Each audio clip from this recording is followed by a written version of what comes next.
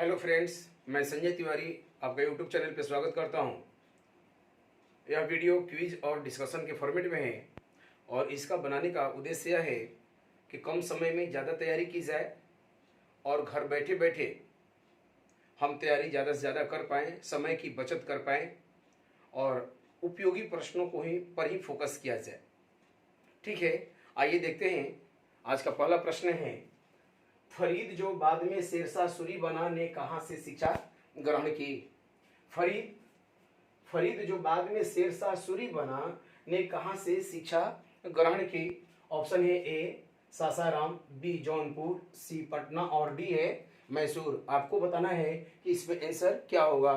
फिर से सुनेंगे। फरीद जो बाद में शेरशाह सूरी बना ने कहाँ से शिक्षा ग्रहण की? ऑप्शन रखा गया है, ऑप्शन है ए सासाराम, बी जौनपुर, सी पटना और डी है मैसूर। इसमें आंसर होगा जौनपुर। और आप जानते हैं जौनपुर कहाँ है? तो उत्तर प्रदेश में। कहाँ है? उत्तर प्रदेश।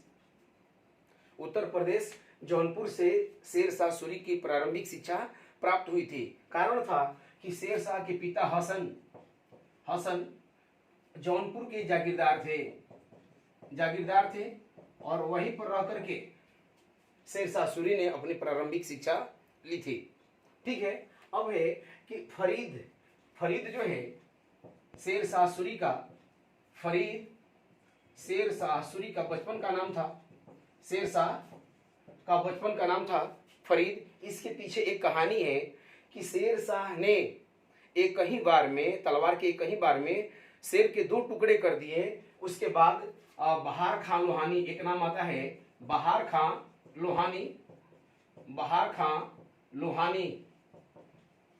लोहानी जो दक्षिण बिहार का सूबेदार था, उसने इनकी वीरता को देखते हुए, शेरशाह की वीरता को देखते हुए या फरीद की वीरता को देखते हुए शेर खां की उपाधि दी।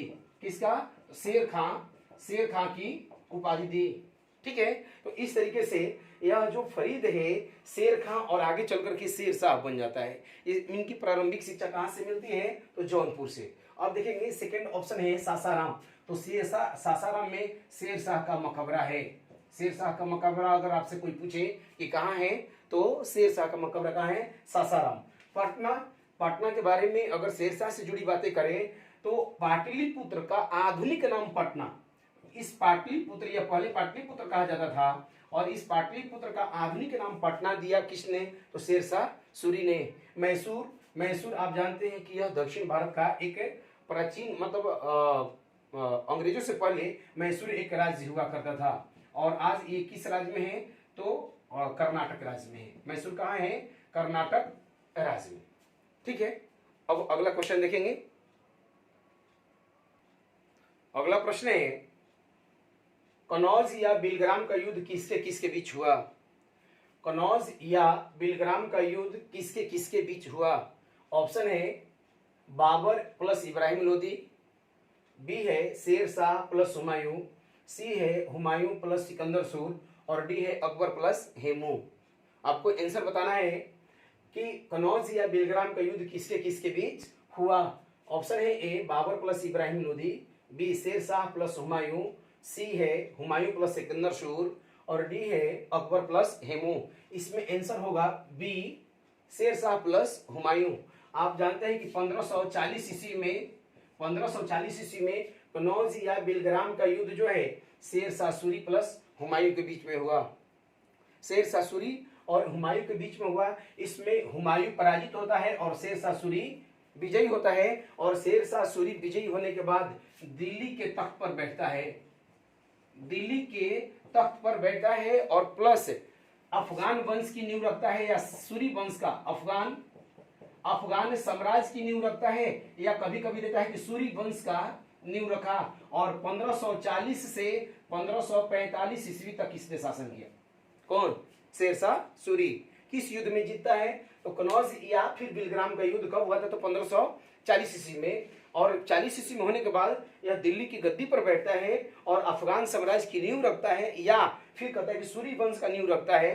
कब से कब तक रहता है ये शेरशाह सूरी का शासन? तो 1540 से 45 ईस्वी तक। अब देखिए 1539 ईस्वी में भी शेरशाह प्लस हुमायूं के बीच एक युद्ध हुआ था, नाम है चौसा का युद्ध। चौसा का युद्ध, यह भी फेमस है। चौसा का युद्ध, बिलग्राम का जब युद्ध जाने तो हमको 1539 का चौसा का युद्ध भी जानना चाहिए, ठीक है। और इस चौसा के युद्ध में भी शेर शाह जो है हुमायूं को पराजित करता है, और यहीं पर पराजित करने के बाद यही शेर खां जो है, शेर खां था, शेर शाह सूरी का उपाधि लेता है, शेर शाह सूरी कहलाता है, शेर शाह सूरी कहलाता है या शेर शाह सूरी की उपाधि लेता है, ठीक है। अब देखेंगे ऑप्शन ए में है बाबर और प्लस इब्राहिम लोदी। बाबर प्लस इब्राहिम लोदी के बीच में 1526 ईस्वी में बड़ा ही फेमस युद्ध हुआ था, नाम है पानीपत का प्रथम युद्ध, पानीपत का प्रथम युद्ध।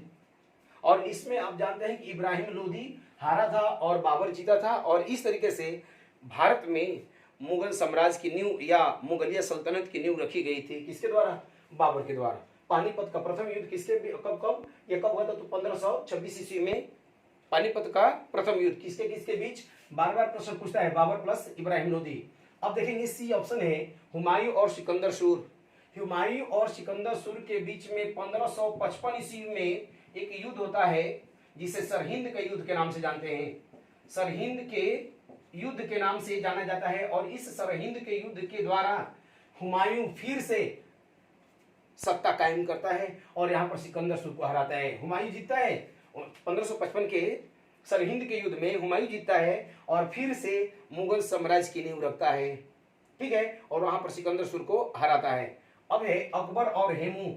अकबर और हेमू के बीच जो लड़ाई हुई थी वह 1556 ईस्वी में लड़ाई हुई थी, 1556 ईस्वी में, और इसे पानीपत का द्वितीय युद्ध कहते हैं। और इस पानीपत के द्वितीय युद्ध में अकबर और अकबर के जो संरक्षक थे बैरम खां ने हेमू को हराया, बैरम खां को हेमू को हराया। और यह जो हेमू है यह आदिल शाह सूर, आप यह भी जाने कि आदिल शाह सूर का सेनापति था, और कहा जाता था कि यह 22 युद्ध लड़ा था जिसमें 20 युद्ध जीता था। अपने को विक्रमादित्य कह रहा था हेमू, लेकिन दुर्भाग्य नहीं छोड़ सका, जिसके कारण 1556 के पानीपत के द्वितीय युद्ध में हेमू हार गया और अकबर के संरक्षक बैरम खां जीत गया, जिसके बाद अकबर जो है शासक बनता है। और अब आप जानते हैं फिर अकबर एक भारत का महान शासक में इसकी गिनती होती है, ठीक है। अगला क्वेश्चन देखेंगे, चांदी का रुपया नामक सिक्का किस शासक ने चलाया? चांदी का रुपया नामक सिक्का किस शासक ने चलाया? ऑप्शन देकर के रखा गया है, अकबर, बी अलाउद्दीन खिलजी, सी मोहम्मद बिन तुगलक और डी है शेर शाह सूरी, ठीक है। ऑप्शन है फिर से ये देखेंगे, ए अकबर, बी अलाउद्दीन खिलजी, सी है मोहम्मद बिन तुगलक और डी है शेर शाह सूरी। आपको आंसर बताना है कि इसमें आंसर क्या होगा, तो इसमें आंसर होगा डी शेर शाह सूरी। शेर शाह सूरी ने चांदी का रुपया चलाया।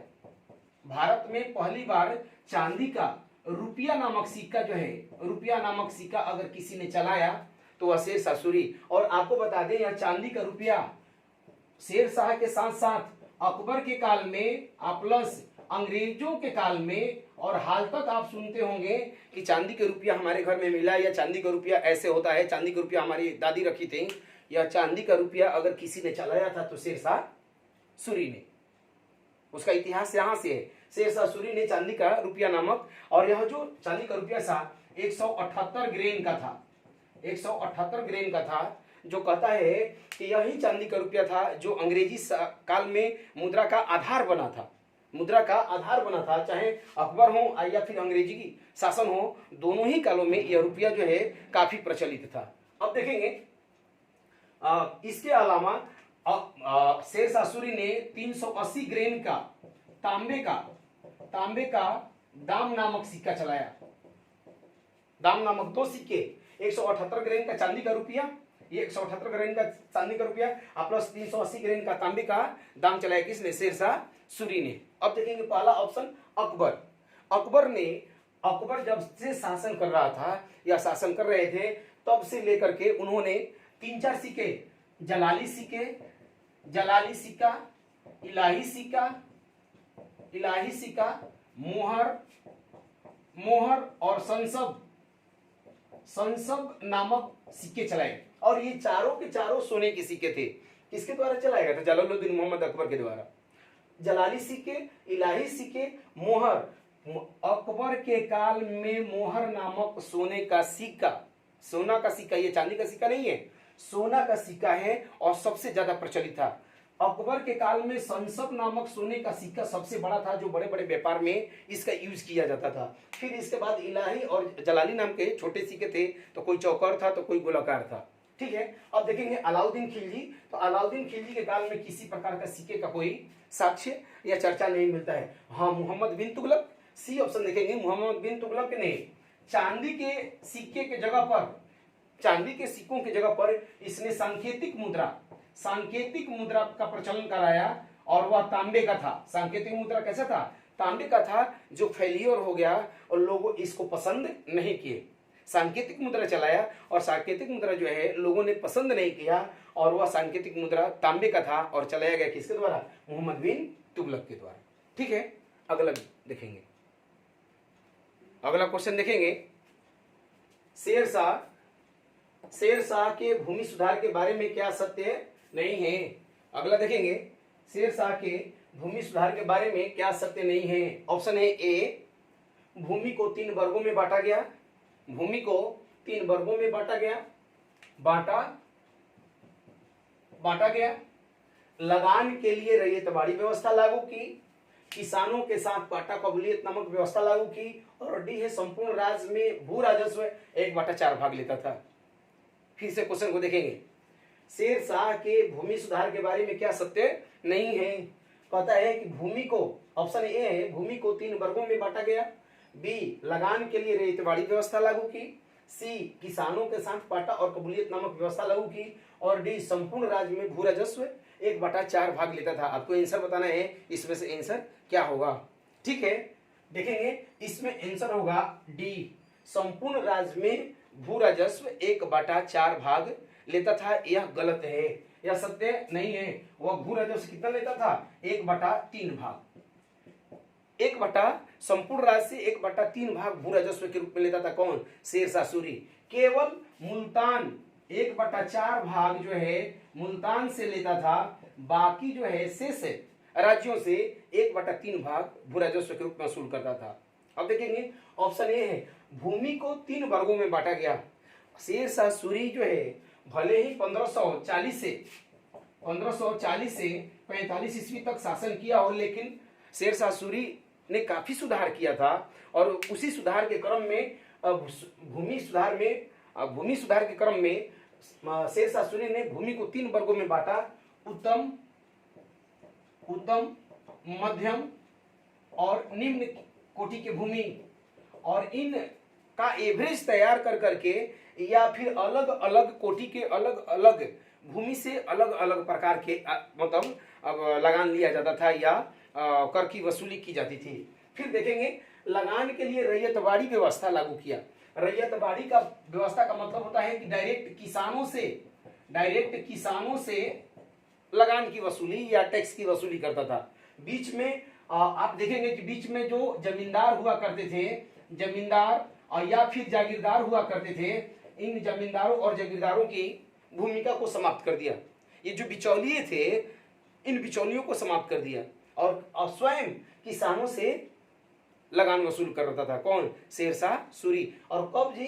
तो कहता है कि 1540 से 45, मात्र 5 साल में इन्होंने ऐसा सुधार किया था। अब देखेंगे, कहता है किसानों के साथ पाटा और कबूलियत नामक व्यवस्था लागू की थी। किसानों के साथ पाटा लिखवा देता था, एक जैसे पाटा लिखवा दिया और उनसे सिग्नेचर करवा लेता था, ये कबूलियत करवा लेता था कि आपको इतना लगान देना होगा। ठीक है, और इस प्रकार पाटा और कबूलियत, यही नहीं है, और भूमि सुधार में देखेंगे, इसने गजे सिकंदरी का यूज कर भूमि की पैमाइश कराया या नाप कराया है। गजे सिकंदरी का उपयोग कर भूमि का पैमाइश कराया और गजे सिकंदरी का उपयोग कर भूमि की पैमाइश या नाप जोख करवा करके तब लगान वसूल करता था। फिर एक और बात, राई या रे कहता है कि यह फसलों की सूची थी।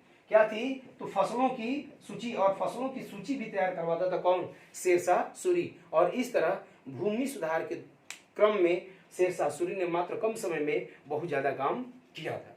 ठीक है, अगला प्रश्न है, देखेंगे शेरशाह सूरी को कहां पर दफनाया गया? शेरशाह सूरी को कहां पर दफनाया गया? ऑप्शन है ए, आप देखेंगे अपने लिए ऑप्शन।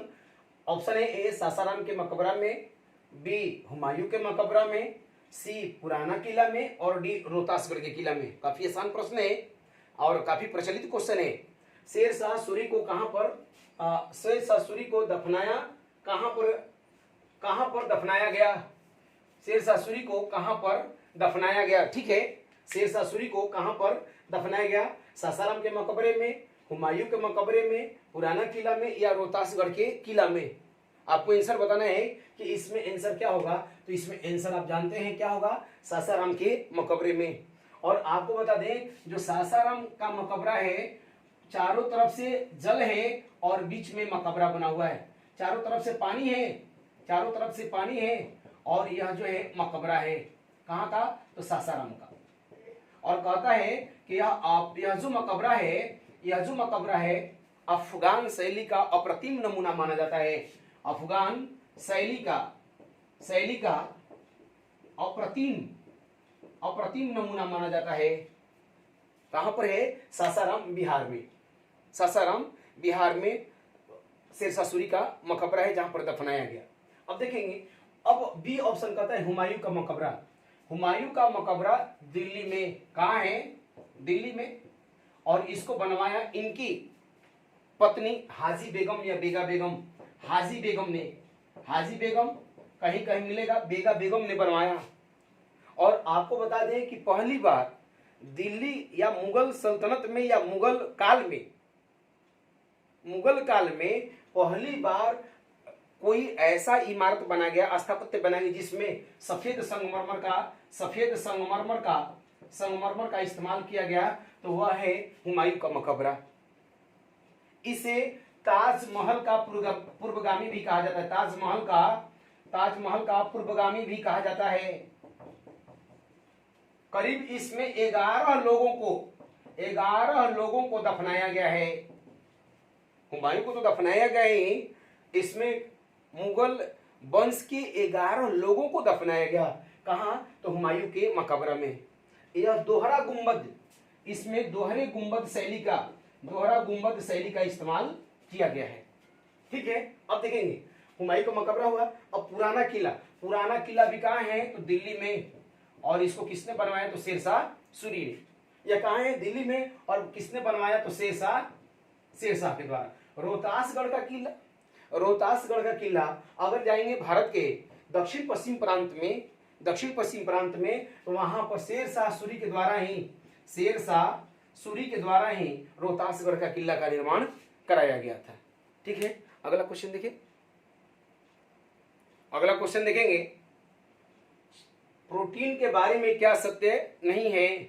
प्रोटीन के बारे में क्या सत्य नहीं है? ऑप्शन है ए, यह जटिल कार्बनिक यौगिक है। प्रश्न है प्रोटीन के बारे में क्या सत्य नहीं है? ऑप्शन ए देकर के रखा है, यह जटिल कार्बनिक यौगिक है। बी है सबसे अधिक सोयाबीन में मिलता है। सी, यह शरीर के कोशिकाओं, ऊतकों एवं जीव द्रव्यों के निर्माण में सहायक होता है।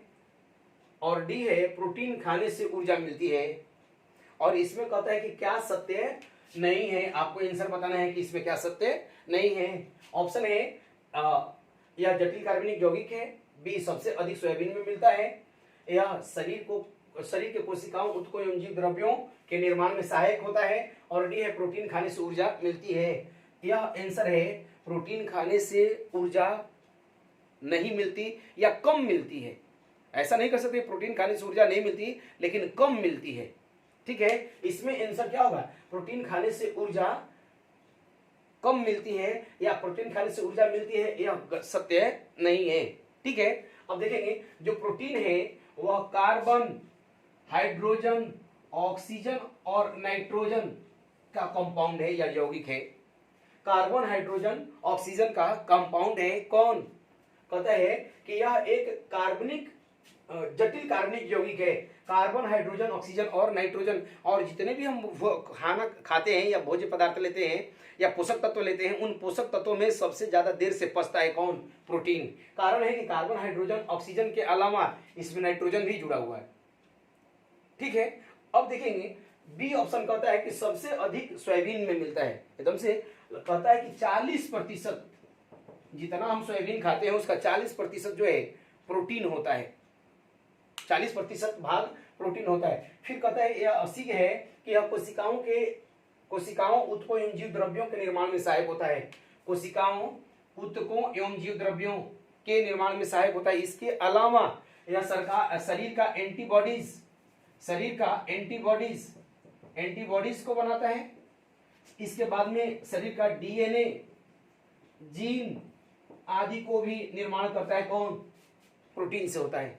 और आपको बता दें जब प्रोटीन हमारे शरीर में टूटता है तो यह एमिनो एसिड में टूटता है। किस में टूटता है? तो एमिनो एसिड में टूटता है। हमारे शरीर को 20 प्रकार का प्रोटीन की जरूरत होती है, जिसमें 10 प्रकार का प्रोटीन हमारे शरीर में बनता है और 10 प्रकार का जो प्रोटीन है हमको बाहर से लेना होता है। ठीक है, इसके अलावा भी अगर हम कोई ये पूछे आपसे कि प्रोटीन का खोज किसने किया, तो बर्जीलियस किसने किया? तो बर्जीलियस ने। प्रोटीन क्या है? फिर से प्रोटीन क्या है? तो एक जटिल कार्बनिक यौगिक है जिसमें कार्बन, हाइड्रोजन, ऑक्सीजन और नाइट्रोजन के अणु मिले रहते हैं और उनके कंपाउंड है ये।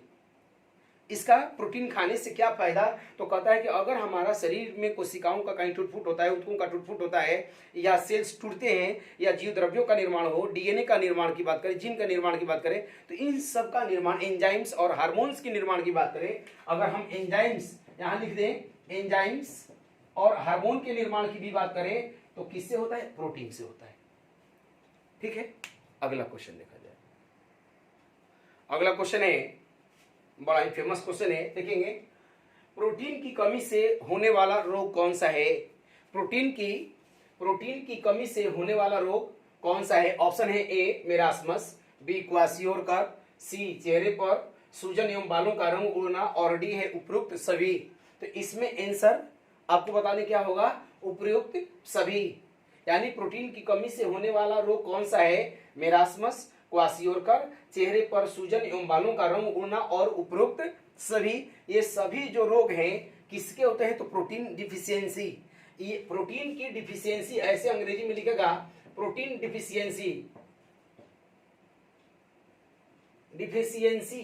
प्रोटीन डिफिशियंसी के कारण होने वाले रोग कौन से हैं? तो मेरास्मस और क्वासियोरकर। प्लस चेहरे पर सूजन एवं बालों का रंग का उड़ना भी किसके कारण होता है? तो प्रोटीन की कमी से।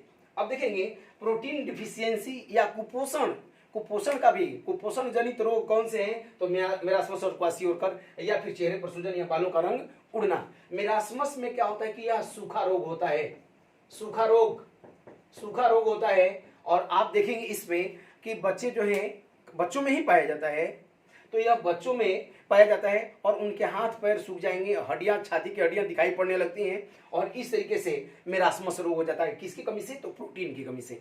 अगला है क्वासियोरकर। इसमें हाथ पैर और पेट सब फूल जाते हैं, पेट बड़ा हो जाएगा। ठीक है, नहीं होता है कि अपने यहाँ कहावत है कि हाथ कोड़ सिर की, पेट इतना बड़ा हो गया, न तो कोला वाली बात है। तो ये क्वासियोरकर है। और यह किसके कमी से होता है? तो प्रोटीन की डिफिशियंसी है या प्रोटीन की कमी है। चेहरे पर सूजन और बालों का रंग उड़ना भी प्रोटीन डिफिशियंसी के कारण होता है। ठीक है, अगला क्वेश्चन देखा जाए। अगला प्रश्न है, वसा का कौन सा स्वरूप स्वास्थ्य के लिए हानिकारक नहीं माने जाते हैं? वसा का कौन सा स्वरूप स्वास्थ्य के लिए हानिकारक नहीं माने जाते हैं या माना जाता है? ठीक है, आपके लिए ऑप्शन है संतृप्त वसा, बी असंतृप्त वसा, सी है ट्रांस वसा और डी है ऑल। ठीक है, इसमें आपको बताना है कि इसमें आंसर क्या होगा। तो फिर से देखेंगे, संतृप्त वसा, डी असंतृप्त, बी असंतृप्त वसा, सी ट्रांस वसा और डी ऑल। इसमें आंसर होगा क्या? असंतृप्त वसा। असंतृप्त वसा हमारे स्वास्थ्य के लिए हानिकारक नहीं होते हैं और यह जो वसा है वनस्पतियों या वनस्पतियों या वेजिटेबल से मिलते हैं।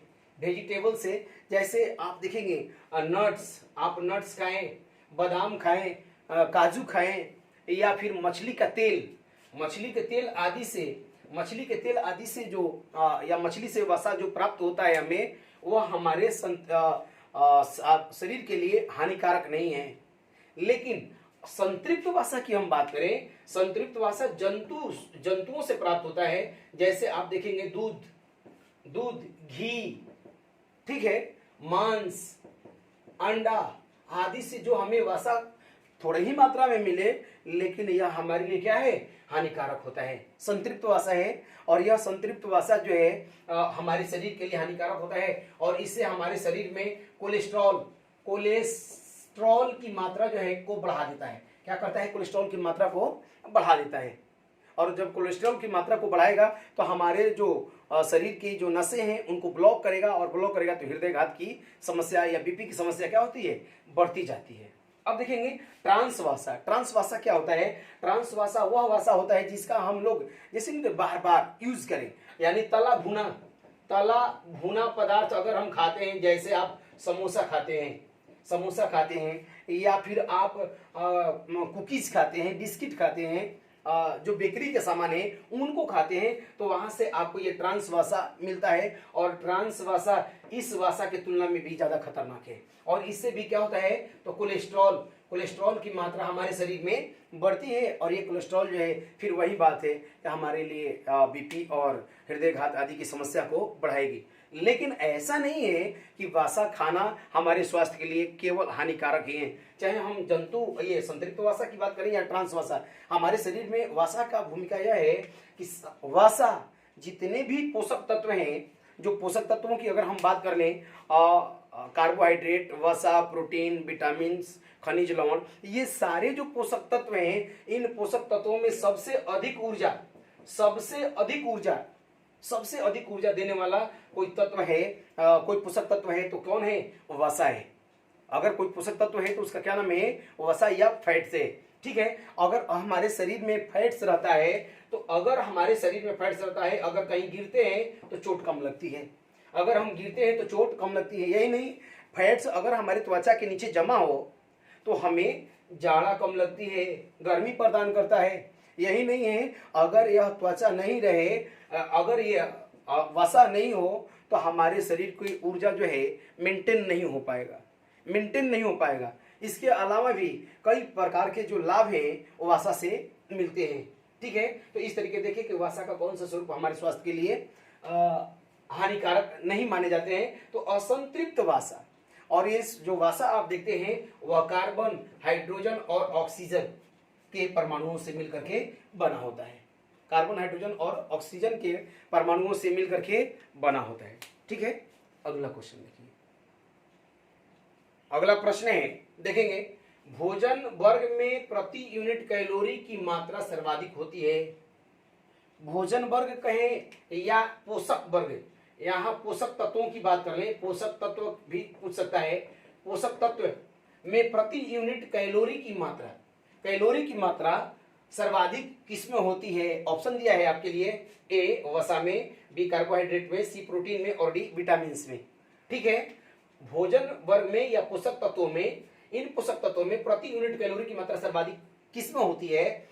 पहला है ऑप्शन है ए वसा में, बी कार्बोहाइड्रेट में, सी प्रोटीन में और डी है विटामिन में। इसमें आंसर आपको बताना है, इसमें आंसर क्या होगा?